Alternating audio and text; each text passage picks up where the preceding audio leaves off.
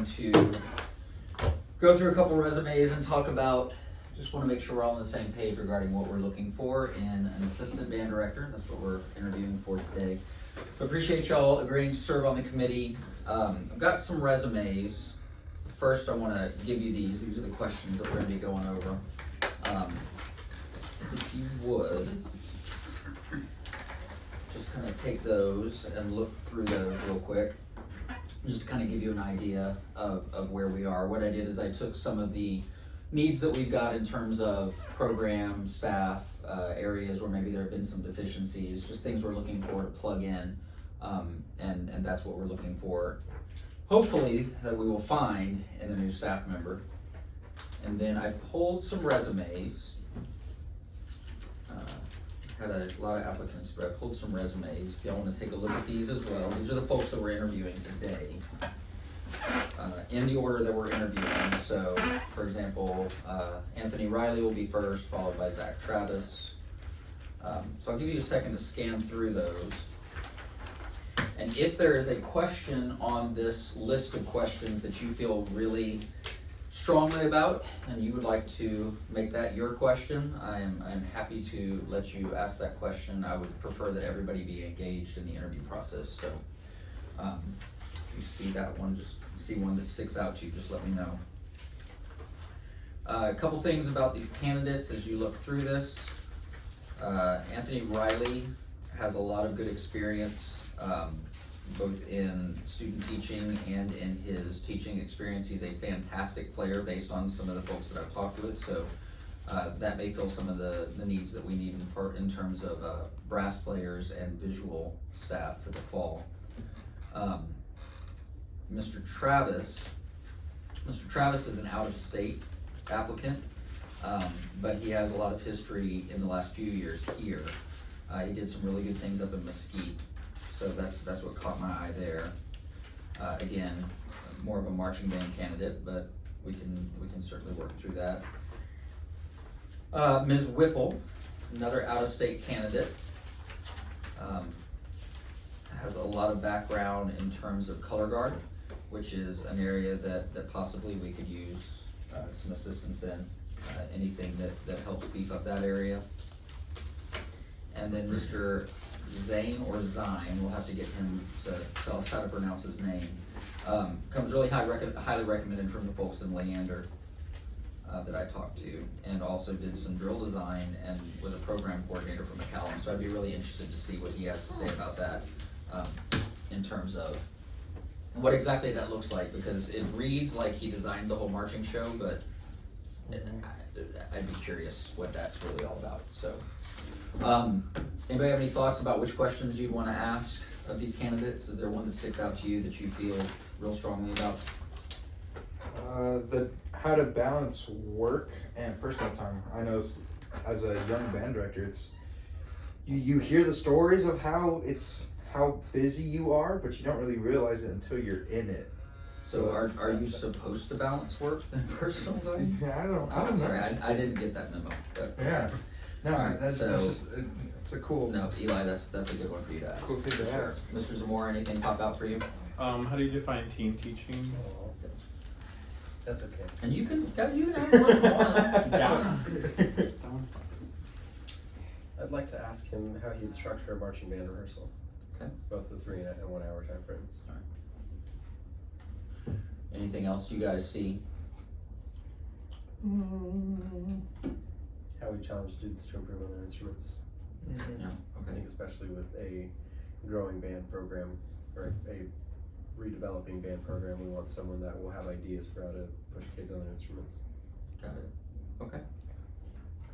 Cool. Then I will hit up the others. So, again, my primary focus, and I know this is y'all's as well, is are they student centered? Are they student focused? So a lot of the resumes that I read through were very focused on awards and accolades. The folks that we're talking to today, they were very focused in terms of, when I was talking with their references, they were very focused in terms of students, and their references said that they were absolutely student first. So hopefully that will come through when we're talking with them, and we'll see that that's what's going on. All right, so we'll get started with Mr. Riley first. Unless you guys have any questions about his resume, I'm gonna check that out first. As a U of H graduate, okay, some of this performance experience may stick out to you. Mhm. I'm curious why his experience in the wind ensemble didn't continue through the spring of this year. So that may be a student teaching thing. We can check on that and see. And then my other question. Anytime I see a drum corps student, I kind of want to know what their take is in terms of how drum corps translates into marching band. Or Okay. is marching band drum corps, or do they recognize that there's a difference? I'm assuming because he's done some tech work at other schools that Been able to. that he's been able to kind of make the differentiation. But some of these folks will be able to tell us. I like that he's worked in like 3 different areas that are all high quality areas. You know, he's over in Lovejoy and then up in Cypress and then now. So if and hopefully you'll bring this up, but it's certainly going to be worth discussing. You know, he comes from quality programs. Yeah, You know, he's very worked much with so. quality programs. He's taught with quality programs. So, you know, what kind of background does that bring? All right. Well, if y'all don't have any other questions, let's bring him in. Let's talk to him.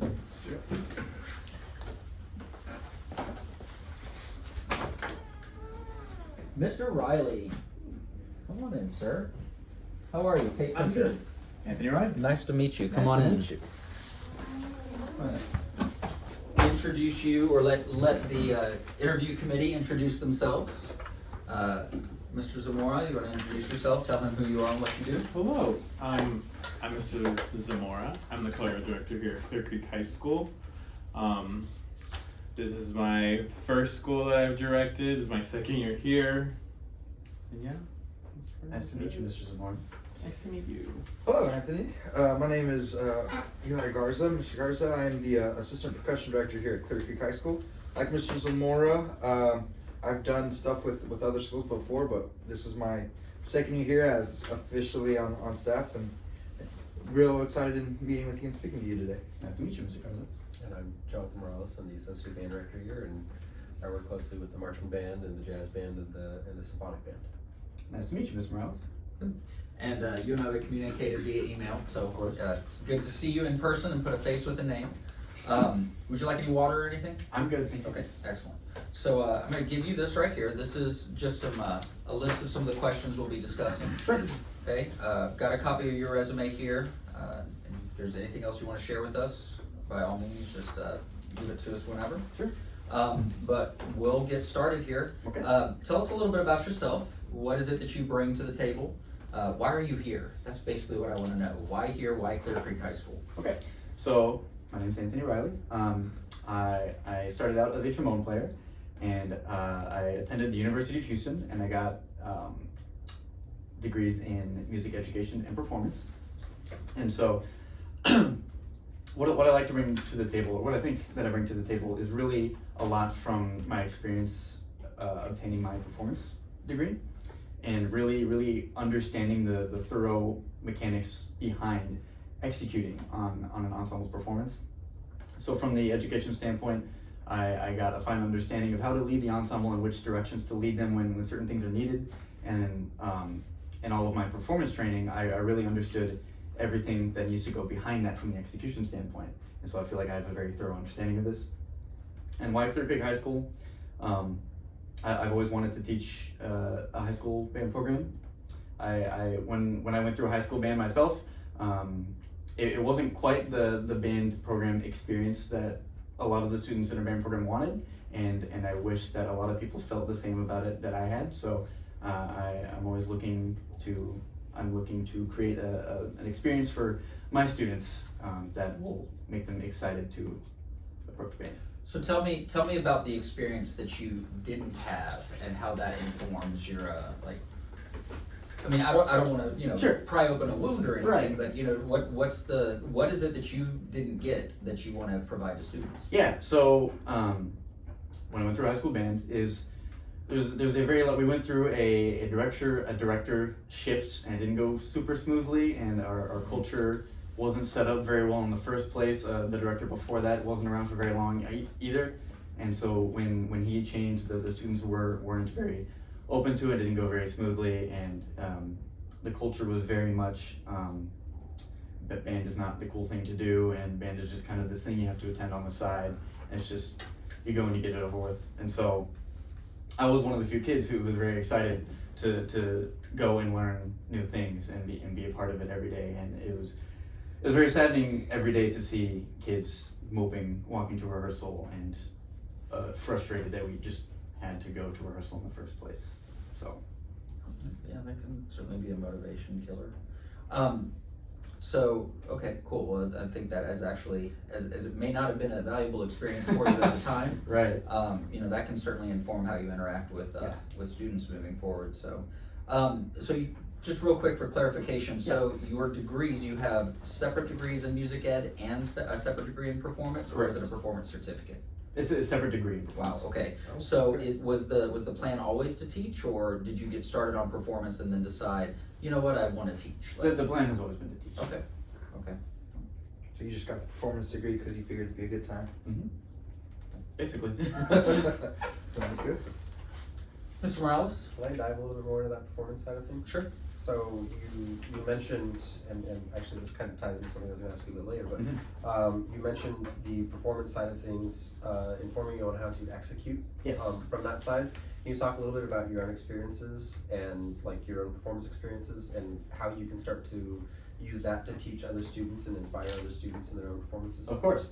So what I think I took the most out of all the classes that I took leading up to my performance degree was basically everything necessary for ensemble rehearsals and such outside of the music itself, like just staying like mentally healthy and just preparing the music outside of performing it, like doing like research behind the composer and everything, and so going forward, making sure when I'm teaching, if I'm approaching the students with new repertoire, making sure that they're aware of all the surrounding mechanics around it, and make sure they're aware of the composer and like all related such things that are necessary to the context of the piece, whether it's an important historical composition or whatever it may be, and all these things that kind of lead into the creation of the composition and help the students better understand the reason for its existence and all the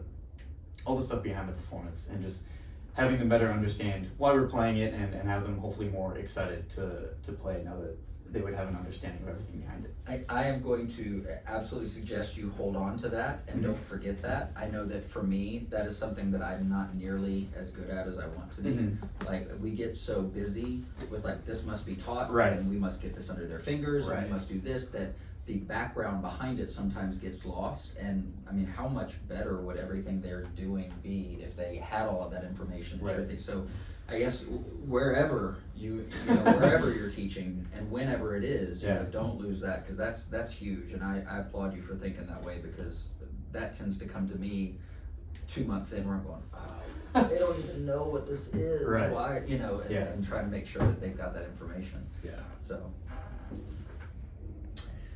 So would you talk to us a little bit about the march band side of things and explain how you would structure a 3-hour rehearsal and a 1-hour rehearsal? So for a 3-hour rehearsal, I believe, is there a specific time frame within the season that this would be? Let's say that the 3-hour rehearsal would be near the beginning of the season, where you got drill out. Okay. Definitely post the start of learning drill, and so you get all that to learn and rehearse. Okay, so I think I would set aside, since the beginning of the season, 30 minutes of visual fundamentals and going through all the basic marching technique, and then spend a lot of time learning drill.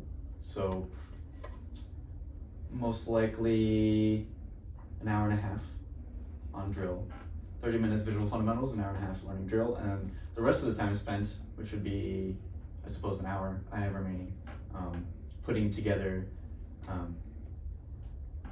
the drill and any music that had come along with it. And what did you say was the time frame for the 1 hour rehearsal? 1 hour. Let's say the 1 hour rehearsal is you get an hour before a marching competition. Okay, I think you spend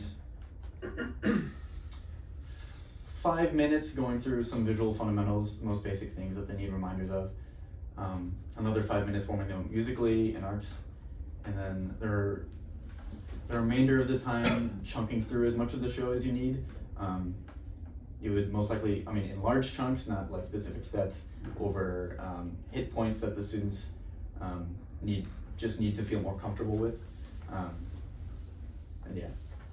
What to bounce off as we're discussing marching band, what's the role of marching band in the high school band curriculum? So, the role of marching band is, well, it's half of the students' year, essentially, at least every single year for 4 years, and so it's, because it is the freshman's very first experience with high school every year. So initially it is definitely the introduction of every student to the community and the culture of band, and getting them used to what it's like to be in this specific program with these specific people in that specific section with these instruments, and finding their place and their identity with the band, and then introducing them to this level of repertoire past middle school that they're going to be asked to play, and yeah. Okay. In terms of balance, what do you think? How do you balance marching band with because you've worked with some different schools, right? Right. Okay, so you're going to have students that are marching band. I just want to do marching band. Can I just do marching band? You're going to have students like, I just want to get through marching band so I can sit down and play my instrument. So those are, two very different opinions on marching band. And so if you've got a student that is just all about marching band but drags their feet for the rest of the year, how do you motivate that student? And I think that actually ties into kind of the next question, is how do you challenge students? If we're talking about students to get better on their instrument, when all they want to do is an 8-minute show in the fall for 1/3 of the year, how do you motivate that student? Right. So talk to me maybe about the reluctant concert band student. Okay. And then just the reluctant student in general that doesn't necessarily want to get. I'm sorry to kind of steal your question there, but I think that the how the students relate to marching band and then drag their feet maybe. Right. Just talk to me about motivation coming out of marching band. Okay. So the reluctant concert band kid, you mean a student who's like dragging their feet to marching band trying to get to concert band? Well, no, the other way. Like, I love marching band. Okay. I don't care about anything else. Like, if I just was to do marching band all year, I would do marching band all year. So, as you said, a proper balance is definitely important, especially in Texas with the all-region process. But it's important to present both sides of the band spectrum at once. You have to prioritize, of course, marching band when it's important, because that is the central focus of the time. But you have to, at a certain point, start implementing concert band repertoire once it's appropriate, and making sure the kids are remaining aware of the world outside of marching band, because it is so easy to get swamped in, this is marching band, this is everything I do 24/7 the entire day, band, and you have to remind them this is what's ahead of us. Like this, we are going to play repertoire like this. That's not so in your face. We have this nice stuff ahead of us, and it can even be a nice reminder just to like set aside just the marching band repertoire separate from the marching field and the visuals and everything, and like playing it for them, and like this is actual music. This is what it can sound like, and just reminding them that this is not the entire process. Music exists outside of this world. And what was the second part of the question? So, and I think a lot of that your answer tied back into your ideas about getting students to understand what they're playing anyway. Like, I love the fact that you connected that back around, but, you know, so the next piece is you've got a student who has kind of plateaued on their instrument. Okay, and so maybe again, let's be honest, for a lot of marching band stuff, you don't have to be the most technically proficient player on your instrument, right? So if they've reached a plateau on their instrument, we're like, I can play the marching show. I don't necessarily need to get any better. Now we get to the all-state process, or we get to auditions for a higher ensemble, and they're just like, meh, I'm good. Yeah. How do you motivate that student? I think presenting the best version of each instrument to each section individually, I think is very important. Like, I spent like all of college just watching as many trombone, I mean, I'm a trombone player, as many trombone choir videos, many symphonic trombone section videos as I possibly could, and showing them like they understand their marching show, and they understand this is what is expected of me for this.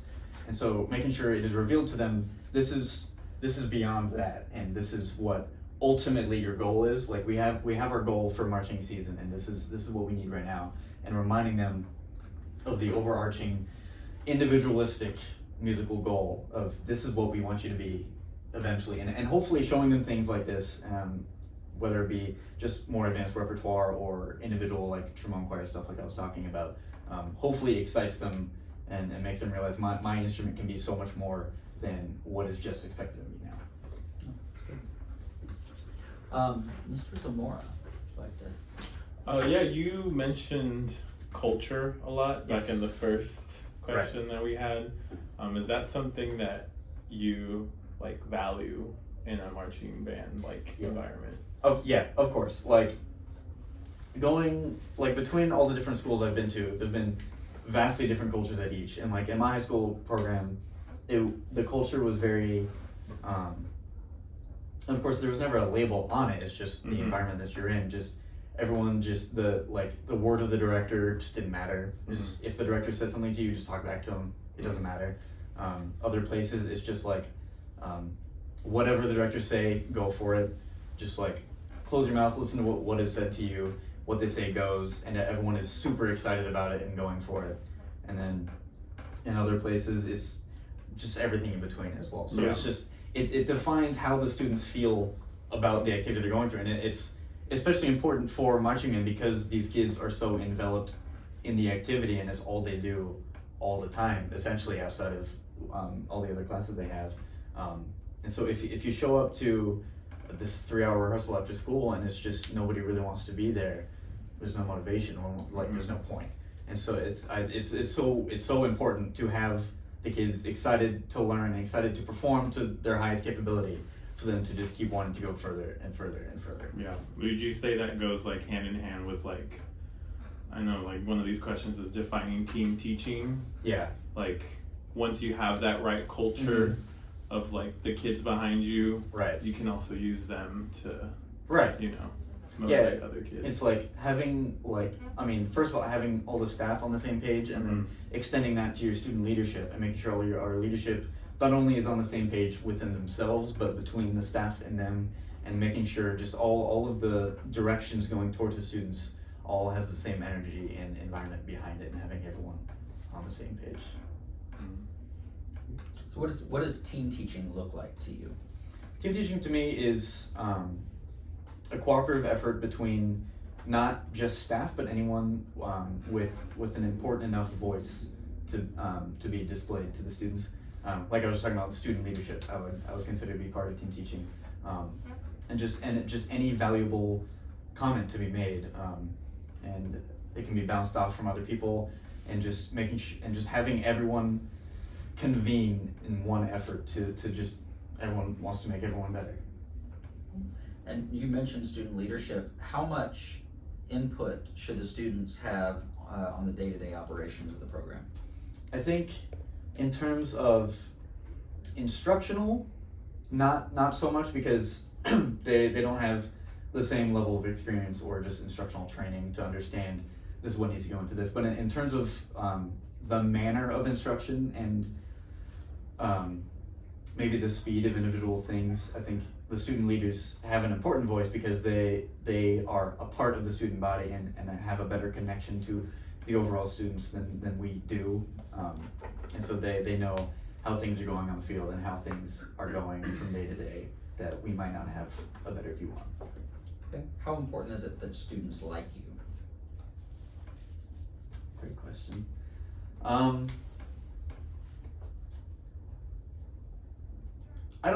I don't see it as a student's likeness being the important part.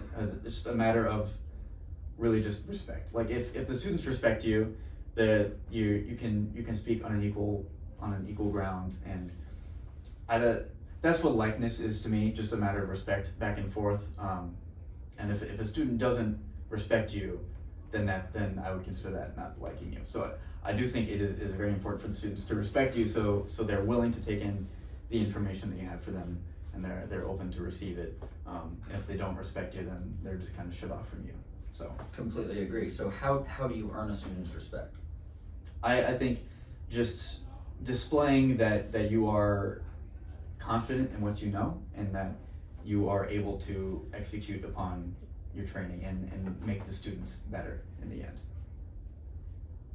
So when you're talking about interactions with students, as a young teacher, sometimes it can be challenging to establish appropriate relationships with students. Of course. So what are some ways that you plan on carefully delineating the boundaries between teacher and student? Okay. I think setting aside time during, summer band is when everything begins, whether it be during lunches and everything, to start having conversations with, first of all, student leaders and forming that relationship with them, and just initiating conversations about only relevant band related things, and not necessarily leaning into like external, this is my personal life stuff, keep your personal life out of it. Just, this is band, have casual conversations about marching band, how things are going, and etc. And then eventually getting past student leaders and opening up similar conversations to all the students, and just keeping it to a matter of, this is band, how are things going, etc. And so, because this is very much the day and age that we live in now, okay? I'm gonna give you a scenario. Okay. So it is Saturday night at 11:30 p.m. Okay. And a female student texts you. Somehow they got your phone number and they text you, tell you they're very sad and very unhappy. What would you do? It's an interesting situation.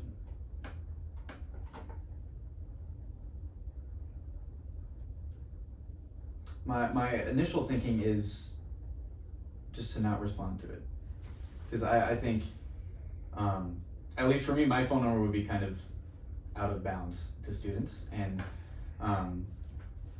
maybe approach it the following week in a general sense, not to the specific student, but maybe approach to the general student body and the whole class. Be like, if these are issues you're having, here are the resources we have. Not necessarily approach that individual student at all, and just create a general approach to it in the end. Okay. Mr. Garza. Yeah, so in one of your answers earlier, you talked about just the time it takes to build a program and to build a culture. And one of the things I found out real quickly in these first 2 years of teaching is the balancing of being at work and all the time it takes to be at work. You know, we get so used to having school being our classes and then having our own free time. And now your free time may diminish quite a bit, but how do you keep yourself motivated and keep yourself focused on the task that needs to be at hand, but also taking care of your own, your own personal health, your own mental health, right. and the differences between that and how you can maintain a healthy lifestyle with work and personal life. Okay, so it's definitely important to have time to yourself, obviously. And so the time it's important first to distinguish that the time at work should be spent working, and the time and there can be some time, of course, outside of work spent on this, but you have to make sure first that all of your time at work is is spent approaching the appropriate things in band or whatever it is, and only if there's something that requires like external attention outside of the workday, setting aside maybe one specific day at a specific time to approach said things, whether it be a grading or choosing repertoire or the thousands of things that band directors have to do. But like if these things outside of work are necessary, setting aside a specific time to do it so that you still remain sane in the other time that you have remaining. Yeah. Yeah, sanity is underrated, I've seen some stuff. So this is a diverse campus. Yeah. Okay, and so what are some ways, or what are some thoughts you have on making sure that all different cultures and backgrounds and genders and all of the differences that are here for our students are, that those kids feel safe, that those kids feel celebrated to a degree, that everybody is welcome? What are some things that you plan on doing to make sure that all of your students feel like they're included and welcome? Yeah, so sorry, starting 3 different sentences. You're okay. This has been a very big discussion we've had in our education classes, is approaching diversity with acceptance and congratulatory manners, as you mentioned, especially in regards to your choices of repertoire. And so I think it's very important to move beyond just 18th century European, these are these composers and we have to hang on to them for literally forever, and like getting into more just other cultures of repertoire, like Latin American repertoire or Eastern Asia repertoire, so that students can hear these pieces being played and recognize like, oh, these type of things are more akin to what I might have heard at home or as a child. And so in the classroom they don't necessarily feel so alienated playing just this European music, and they feel more at home in the community that is their band program. Good. Do you have any questions for us?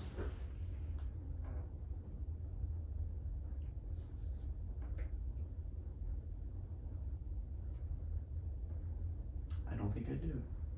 Okay, I'm gonna break the scene for a second. Yeah. So this is where you would want to take the opportunity to ask, like, anything, like, you know, what would the schedule look like? What, Okay. You know, what are the outside requirements outside of school? Okay. You know, what are the weekend requirements? What are the goals for the program? What are the, like, basically this is where you dig in and Right. research. You know, you either show your research on the program, Yeah. right? Show your research on the school, but also anything that's floating on your head. You don't want to ask what's the salary. Right. That's available on the website. Yeah. You don't want to ask, you know, just anything that you could find out, but Yeah. this is where you get to pick the brain Okay. of the people that you could potentially be working with. Right. Right? Okay. Okay, so sorry. See, back in. What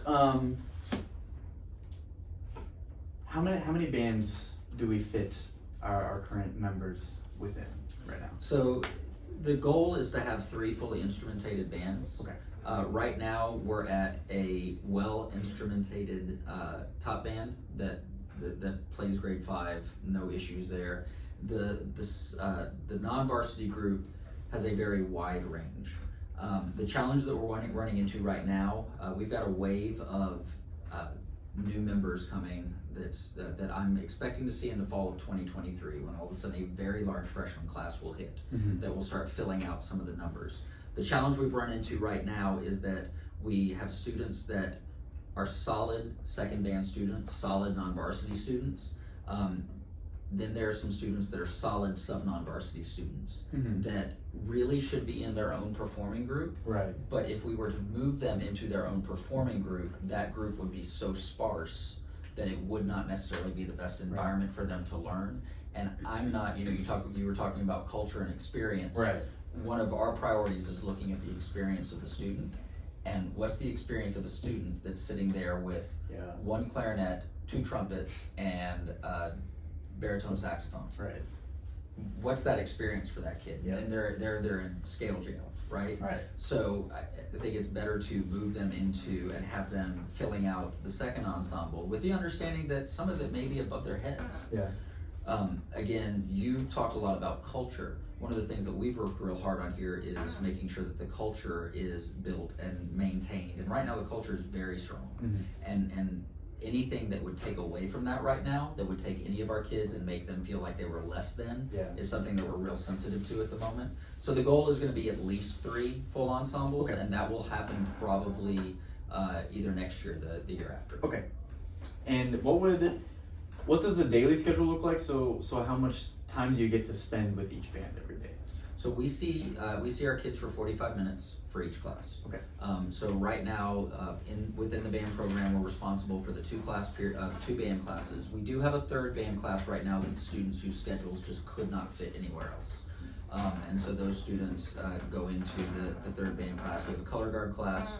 We have 2 percussion classes, one that meets concurrently with the top group and the other that meets last period.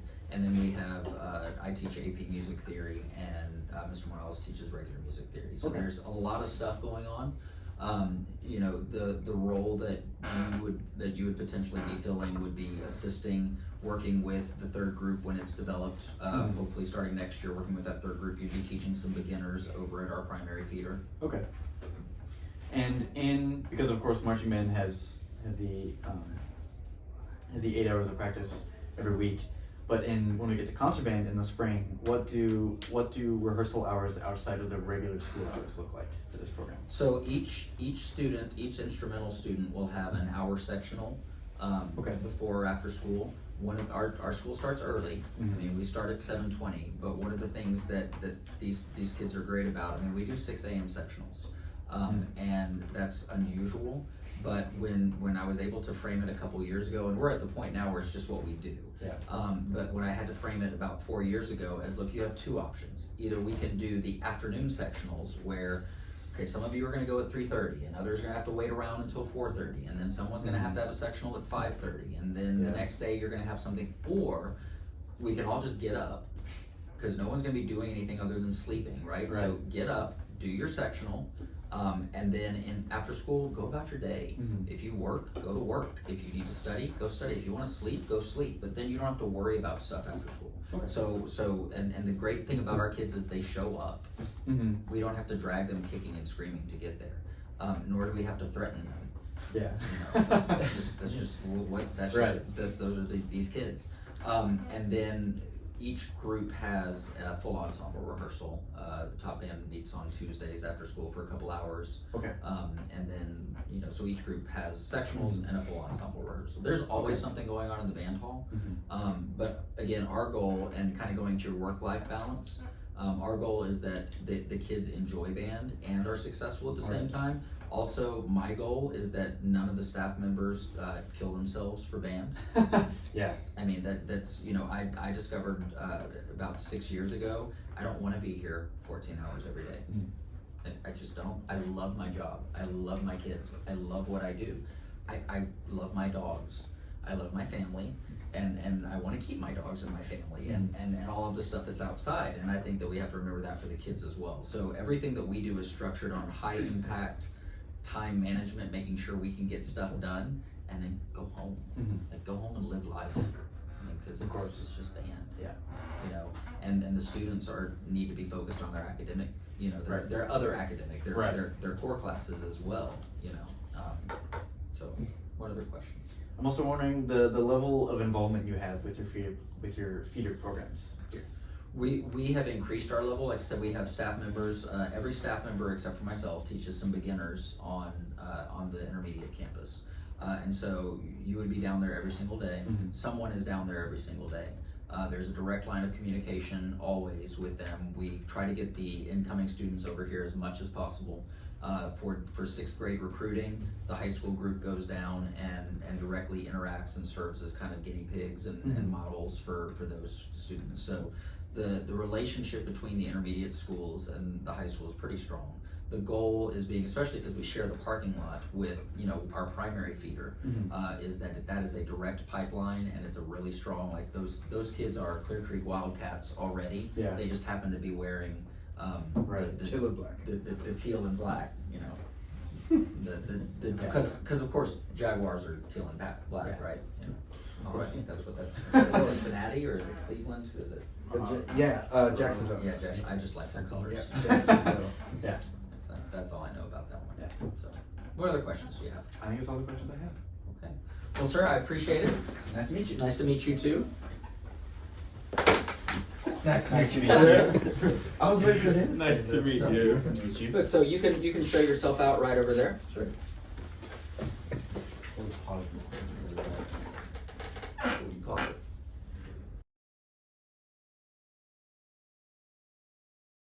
All right, so let's talk about Mr. Riley real quick. Mr. Zamora, what are your thoughts? What's your takeaway? Yeah, I mean, obviously a lot of the interview was more music, marching band, assistant director. Well, but type you can thing. certainly comment on some No, of the yeah. cultural things. that he Yeah, talked for about. sure. And like the culture thing that I was talking to him about, I think he really explained really well. Like I can see that his focus is making the kids' experience like a big priority for him, which is always a little weird sometimes to find in people because especially when you're a young teacher, you want to win everything and you want to change the world, but Right. it's like you Want have your name to be known. yeah, you have to start like the foundation. Well, and then I think the experience that he talked about at the beginning, that he maybe didn't have the perfect band experience. Yeah. I think the fact that he's aware of that is pretty important because I mean I've talked to a lot of people that aren't necessarily aware they didn't have the best band experience, and so if he's aware that so he has something I think that he doesn't want to see, and maybe he's looking at the polar opposite, right? Yeah, he already knows what not to do, or what he has an idea of. Okay, if this is what it starts looking like, I need to change something. Right. Like he already knows what he doesn't want it to look like, which is a great thing. Yeah, I think that's certainly valuable. What are your thoughts? I liked how he was. It took him a while to formate his answers, but his answers were well thought out. Like he has an idea from what it looks like. He's got a plan of attack for when he gets this job, and I think he's going to go through it all, and it's going to be real good. And that was just my biggest thing. He presented himself very well. He made a lot of eye contact. He didn't look nervous. He didn't look scared. He looked like he was ready to go. Like he was saying, he looked like a young director who's ready to make a splash. Yeah, he That was good. he presented himself pretty confidently. Yeah. I didn't get a lot of sense that he was fishing for answers. Yeah, I exactly. think it was more just connecting to the information and Just figuring out how he wanted to tell us Right. what he was thinking. Yeah. Mr. Morales. I was a big fan of his talking about culture and his talking about his own experience in playing and how that relates to what he sees in teaching. I also really like that his professional experience and the things that he talked about kind of spans a lot of things, both as a marching member, as a private lessons instructor, and it was spring 2020, so we can assume that the world kind of ended that one rather abruptly. Also, he's taught marching band, and so he's just and also done master classes, and so it looks like he's tried his best to kind of get well rounded on everything. And so most everything that I took notes on during the interview were things that he's got great ideas and just kind of needs the place to be able to flex those muscles and try those things out. And so I'm a big fan. The only thing that I have a little bit of a question, but I wish I had more time to dig into it with him. How important is it the students liking you? Yeah. You talked about respect. And what I was looking for is I wanted him to say, the demonstration of respect to the students, earns the respect. And so, but I think that was almost implied. I don't know. It was. I I like the general thought of how he answered that question. I just think it was one of those where he wasn't really expecting. I can give him that. Yeah, he wasn't really expecting that question. I remember the first couple of interviews I had, that question always threw me for a loop. I wasn't sure if I was answering it correctly, if I was answering it incorrectly. But I think the way he put it was very well stated. It was like, yeah, like liking us is nice and all, but if there's no respect there, what really are we going to get done? And I like that he knew that was what was really needed. It was that respect factor, that one-on-one respect. Well, yeah, and don't get me wrong. I mean, I'm not saying that it was like a deal breaker or anything. I'm glad he didn't say like, oh, they have to like me, or like I don't care if they like me. I mean, like there's a middle ground there somewhere, and I think that he's thinking through that. With a young with a young teacher, I always am concerned about interactions with students and stuff like that. I think that his answer about the text late at night. It was close, but the best thing, he didn't say I'd respond and say Yes. later. I'll contact mom and be like, hey. Well, Why is your kid texting me at 11? but again, if you're not until you're in that situation, and given the like, hey, here's what you really need to do. I mean, that's a young teacher thing, but I'm very glad that he just said nothing. Like I would do nothing, because that's unless the student is like threatening to hurt themselves, just leaving it alone is probably absolutely the best way to do that. Do you think that from his personality that he would work well in this team setting? I mean, do you get a sense that the dynamics that we already have? Do you get a sense that he might work well within those dynamics? Yeah. I know that's hard to tell in a quick interview, but it seems like he's interested in getting good work done, and definitely has a respect for the culture that is being built and that he wants to see in a program. But also he doesn't seem like he's expecting all of us to be constant workhorses. You know what I love that he didn't bring up once, even when we were talking about marching band. His drum corps. He didn't bring up drum corps once. Not once. Yeah, I was. See, and to me that was a little weird, but I knew you were going to really to enjoy that. And it's a red flag to me. If someone comes in, if someone comes in constantly talking about drum corps, then I know that that's their focus. But he was talking about his performance experience and how that informs the musicality behind what he could be teaching, and even he found a way. He managed to find a way to take the information behind the music, which honestly, I don't know if I think about that often. Like, okay, what is this music that they're playing for marching band? What is the background of it? What can I teach them about the background of that music? So if we just have a lick from, if we have Rose, for example. Yeah, if we have then there is a likelihood that he will dig in deeper to that, the same way that he would in the spring. I mean, I think that's huge. I think he'd fit in. The biggest thing, the reason why I feel like he'd fit in is, like a lot of us, he's got a very similar background. Like he's come from places that do things right, that they're successful programs, and he's coming here. At least from what I got, he's not fully expecting it to be that, but he's ready to make it that. Like he understands what a successful program looks like, and he can really jump in and help us continue to build this program into those programs that we've all worked for once before and trying to do here.